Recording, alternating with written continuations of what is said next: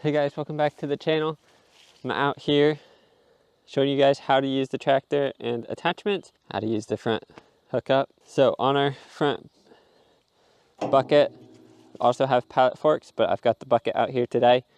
What you're going to want to do to detach is have your loader lifted up off the ground, because you want to make sure that there's no pressure on these pins.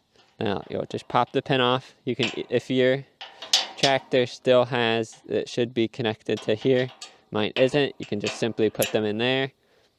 And if your pins are still have the wire and your tractor has a wire and it's connected, put them in the holder, and that way you won't break your wire. But since mine have come off over the years and have gotten ruined, I take the pins with me, go on the left side of the tractor, pop that pin, and I come over here to the right side and I pop that pin. And I take these pins and I put them in the cup holder so I don't lose them. Now that we've got the bucket unpinned, we're gonna hop up here on the tractor, fire it up, and we'll get this bucket detached right after I start the tractor.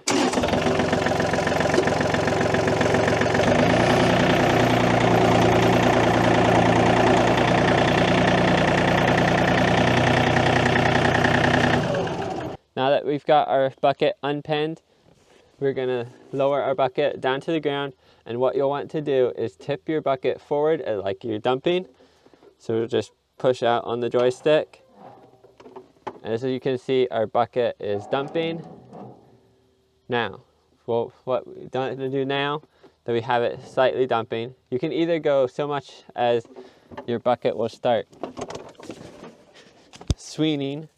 As you can see, we've pushed it far enough forward that the weight of the attachment is pulling itself off the pins, as you can see there. Or what we can do is when we lower it down, you want to make sure you push your bucket out to get these pins disengaged.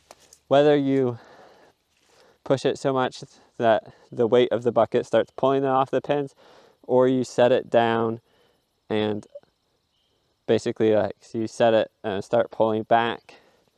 I'll show you both ways. So I'm gonna hop up on the tractor. I'll leave you here where you can see. All right, I've dumped the bucket just enough that the pins are disengaged. Lower it down on the ground. As you can see, there we're unattached. Now I'm gonna show you another way to do it. All right, we've got the bucket reattached. Now we're gonna get basically level on the bucket. We'll come in, we'll lower it down to the ground, and then we'll start backing up, and there we go. We're unattached. Now, when you're coming back into a new implement or reattaching your bucket or reattaching whatever you had on, you're gonna wanna make sure you got your attachment plate here lined up with the hook on the bucket and slightly pushed forward, as you don't want your pins down here to hit first. You're gonna wanna make sure you got this part slightly angled out so they hit the hooks on the bucket first. So let's get this thing re-hooked up. Now we're coming into the bucket. We've got our quick attach plate slightly pushed out. We're going to be looking back and forth at both sides. Make sure the hooks are both lined up. You can be slightly off as long as it lines up. And see there, I got slightly off and it lined up. Now you want to make sure you don't get it too much off like this where you're way off and it's not going to self-align. But it will get, you don't have to be perfect.